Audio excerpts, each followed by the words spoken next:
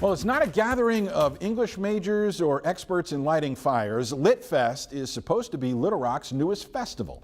Mayor Frank Scott Jr. has been promoting it for a little while, and today he shared new details with our Ian Russell on the big October party. Yeah, Mayor Frank Scott Jr. announced LITFest, return to the Rock as it's being called, but you and I probably have the same questions. Mainly, what is it and what is it even going to look like? And if you want to find an opportunity to truly see unity and diversity in action when it comes to a festival, that's what we hope to build with LITFest in years to come. There's a lot of different words you could use to describe LITFest. It's a music festival, it's also performing arts, but also an opportunity to really discuss business and industry. To put it bluntly, it could be kind of like Austin South by Southwest, but that's not what Little Rock Mayor Frank Scott Jr. is going for. And we want to make LITFest, not a South by Southwest, but something in that same range. Part of making that happen is in the name, a return to the Rock.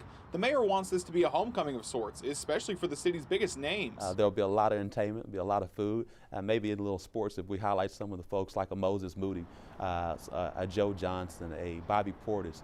Guess what? They're all from Little Rock. But about bringing home those big names is the big crowds this could bring.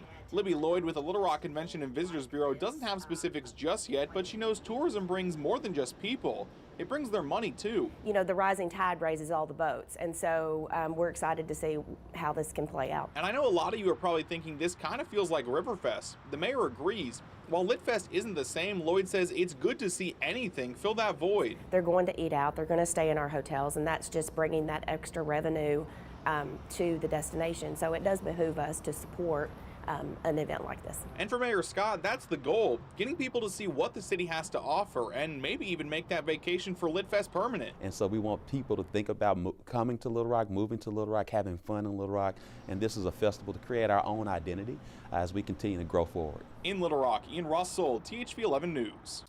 Ian, thank you. And to get all these people to spend money, you have to prime the pump. The mayor says they'll rely on donors and sponsors to get off the ground. They have a 6-figure budget for this first go-around.